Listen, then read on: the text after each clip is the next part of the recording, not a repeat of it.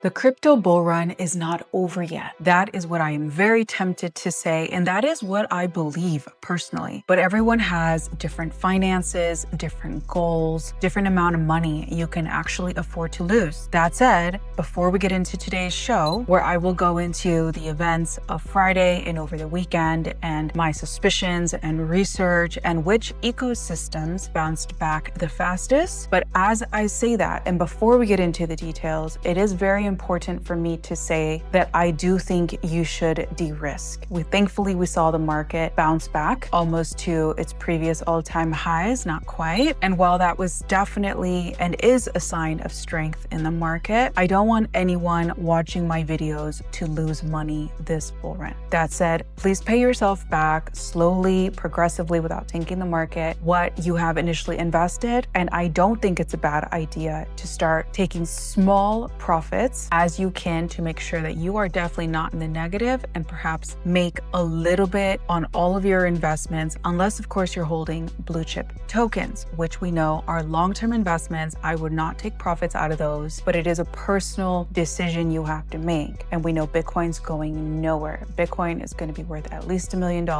in the near future, so do not touch your Bitcoin. That said, we know that on Friday, more than $19 billion in leveraged positions were wiped out, and 380 billion vanished from total market value. Bitcoin fell from $121,000 to $104,000, while altcoins across the board lost nearly half of their value in minutes. It all began, allegedly, with a geopolitical move that sent shockwaves through the global markets. A single post, a few insider trades, as I suspect, and a chain reaction that nearly broke the system. Thankfully, it didn't. It tested our system, but it didn't break it. And that's a testament of the tech in Web3. By the end of the weekend, leverage was gone. Markets had reset, and $500 billion had already flooded back in. A huge test of strength in the market and belief by the broader macro market on how solid this Web3 space you and I are in is. And even today, we see Michael Saylor's strategy confirmed another 220 Bitcoin purchase. So if you have been afraid that Bitcoin is going to tank, Bitcoin's going to zero, you've had friends and family members tell you this, as the market was crashing, just look at what the smartest, wealthiest whales and investors in the world are doing right now.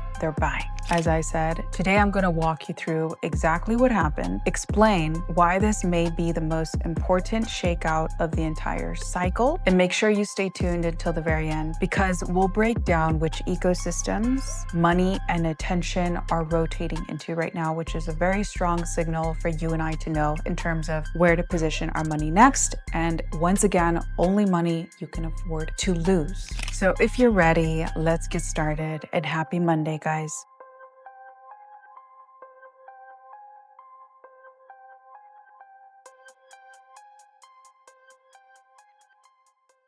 So first off, it all began outside of crypto, sparked by a geopolitical move that rippled through global markets and set everything else in motion. On October 9, China's Ministry of Commerce quietly introduced new export restrictions on rare earth minerals, the key ingredients we know for AI chips, electric vehicles, and advanced weapon systems. Many assume these minerals are scarce, but the real challenge isn't in finding them, it's in processing them. And China controls 60% of global mining and close to 90% of the processing global refining capacity. So that concentration of chips on the table, so to speak, gives Beijing enormous leverage in the middle of a global technological era. At first, markets barely noticed, but by the next day, the story was everywhere across financial feeds, with viral posts claiming China just weaponized the rare earth supply chain, one of the most shared quotes that morning. Then, 26 hours later, President Trump reacted through a Truth Social post announcing a 100% tariff on all Chinese imports. That single post was enough to set off a chain reaction, unfortunately. And the impact was immediate. Dow futures dropped 600 points within minutes. Oil fell below $60 a barrel. Bond yields tumbled. And crypto, trading nonstop with no circuit breakers, took the full force of the shock. Within 30 minutes of that post, Bitcoin dropped around $17,000. And altcoins, already thinly traded after weeks of quiet movement, began to spiral, with many speculating and stating that much of the sell activity we have seen in the markets thus far have been market maker stimulated. And what stood out came from the Kobesi letter. Selling in crypto markets started more than an hour before Trump's announcement. Large short positions were already forming and trades were building in sequence. So the activity appeared coordinated and intentional. And that detail changed the entire picture. The wave that followed, that is large directional bets, exchange stress, and cascading liquidations, came from deliberate execution. So let's unpack that a little further, because the deeper we look, the clearer the pattern becomes. This is where we talk about insider trading and the first domino that fell. The most revealing part of the entire event was that the market began to fall long before the official trigger, which, tell me yes or no, does that sound like somebody who knew something was going to happen before it did? We saw that at 9:30 a.m. Eastern Time, Bitcoin started turning down a full hour before Trump's tariff post. Large players were already shorting in size, setting up positions with intent rather than reacting to headlines. Now, there's also the possibility that everyone who was watching and saw or got wind of China's Commerce Department putting these restrictions on the US were just able to see the coming domino effect and therefore get in position. So there's also that possibility. Next, by 4:30 p.m., just before the US stock market closed, one whale placed another $23 million in short orders, sparking the first major wave of liquidations. And at 4:49 p.m., 19 minutes later, they doubled down with an even larger move. 30 minutes after that, Bitcoin hit its daily low. And what's very interesting is that Marty Party, awesome account on X, I would encourage you to go follow, he posted an analysis that uncovered an anonymous trader, or possibly a coordinated group, opened enormous short positions on Hyperliquid, one of the fastest growing decentralized derivative exchanges. The accounts had been created that same morning too. So when the chaos settled, those trades had generated over $192 million in profit, closed within minutes of the bottom. Now, who made that profit? We don't know exactly. That's the beauty and downside of decentralization, is that you don't know. Not really. Anyway, the timing was flawless, almost surgical. And if we connect the dots, the rare earth announcement, the delay before the tariff post, and the early short positioning all point to a clear sequence of events. Someone was waiting for the cue. And when it arrived, the entire system reacted at once. Algorithms fired, exchanges began auto-liquidating, and the market structure was cracked under this unbelievable pressure. The first domino wasn't the tariff post itself. It was the calculated positioning that came before it. From that moment, the market entered one of the fastest and most violent chain reactions in crypto history. And as the day went on, the sell-off snowballed into a market-wide chain reaction. At 5:20 p.m. Eastern, Bitcoin printed a $20,000 candle, the biggest intraday move ever recorded. Around 1.6 million traders were wiped out, with 7 long positions for every short. What happened next was automatic, with trading algorithms clearing out too much leverage across the entire market. And we saw altcoins, which make up most of the collateral behind those leverage trades, fell together in near perfect sync. Once margin calls hit, every altcoin used as collateral was automatically sold. That's why assets from Solana and Cosmos dropped in straight vertical lines. So we saw forced liquidations at every level of the system, a cascade that cleaned out the entire market in minutes. That is why, once again, on my channel, I'm not a professional trader. You know this, I say this often. I do not recommend using leverage at all, because to me, it's too risky. No one can time the market. And if you are going to use leverage, I always say do not use any more than you can completely afford to lose. So I will repeat that once again here at my channel. Now let's talk about the exchanges that went under fire. Because we see, as liquidations spread throughout the entire system, exchanges started breaking one by one. Data feeds froze, APIs went offline, and traders couldn't even log in to catch the dip. And the crash hit right after US markets closed, during the thinnest liquidity of the week. And that's when things got very weird on Binance. We saw 3 tokens, USDE, Wrapped Beth, and BN Sol, all crashed by over 80%. Wrapped Beth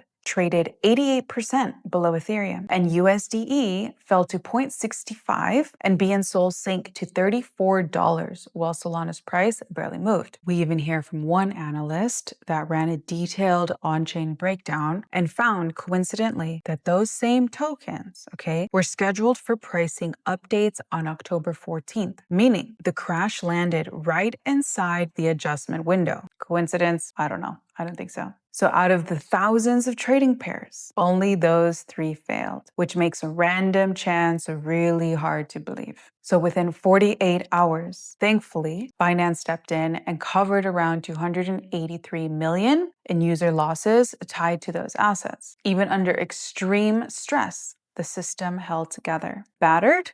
Yes, but intact. So what happened next made history. This has become the biggest liquidation event in the crypto market ever seen. Roughly 19.3 billion in forced liquidations in just hours. And by comparison, the COVID crash in March of 2020 wiped out about 1.2 billion. And the Terra Luna collapse burned around 5 billion. The FTX meltdown triggered close to $2 billion.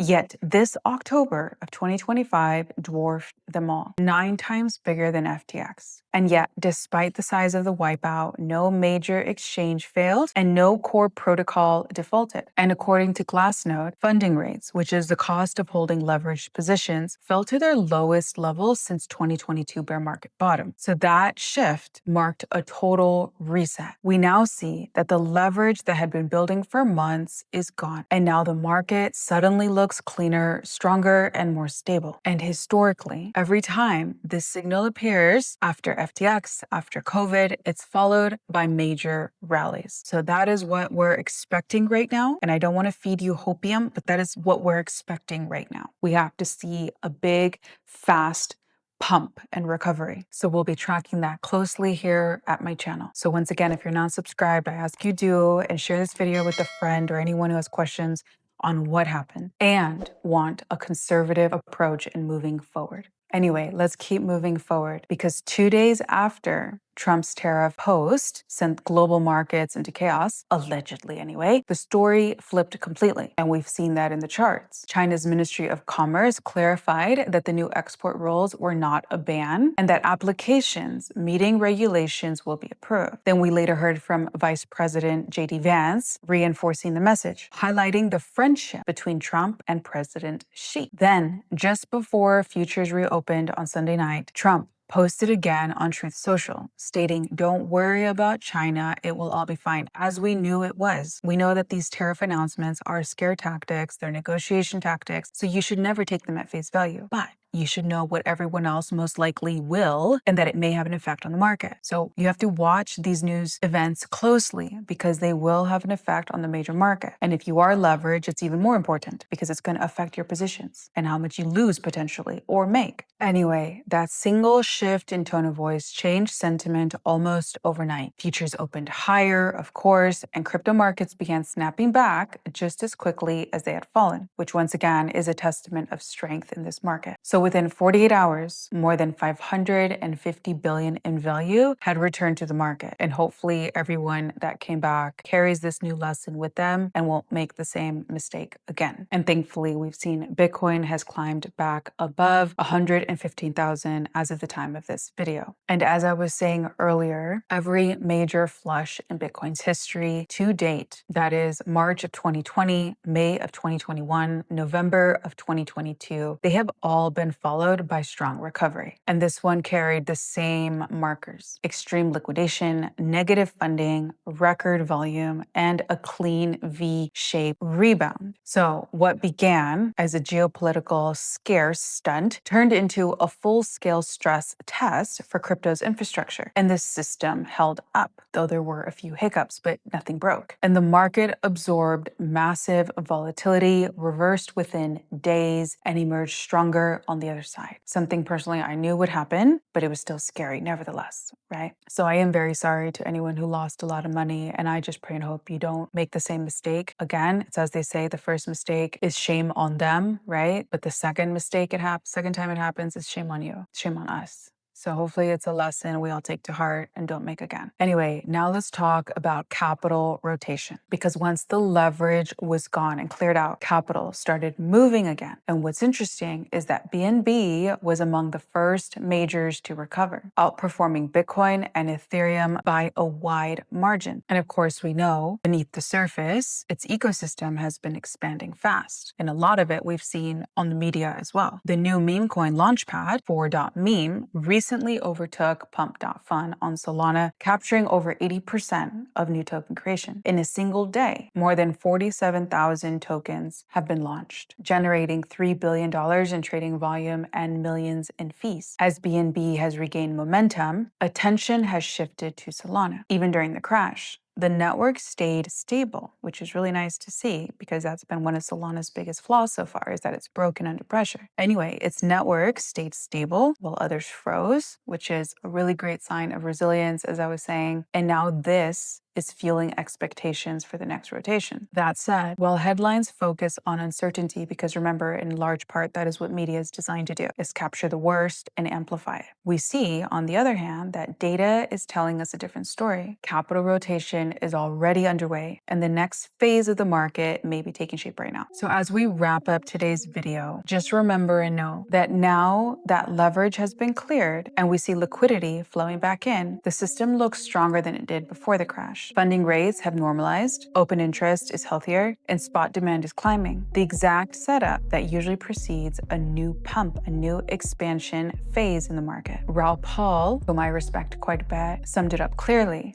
and paraphrased it as such. He has said, all of this is noise if you're not leveraged. If tomorrow's world is more digital than today, which we know it is, the rest is just headlines, it's just noise. Buy and don't mess it up, he says. So that's the key takeaway. Every major flush in crypto history has reset excess risk and built the foundation for the next rally. And this time, no major exchange failed. ETFs have continued to absorb supply, and institutional adoption is not slowing down. The market has come out stronger than ever, and if there was ever a moment to double down, if you can, on more Bitcoin or more top blue chips, you can ask me in the comments below if you don't know, but if you've been following my videos, you know which ones I believe in and why, then you should, if you can. And you should also double down on your education and preparation. So that's it for today's video. Please like the video if you gained any value, share the video with a friend or family member that needs to know what's going on and how to prepare moving forward. And I'll catch you guys in my video tomorrow.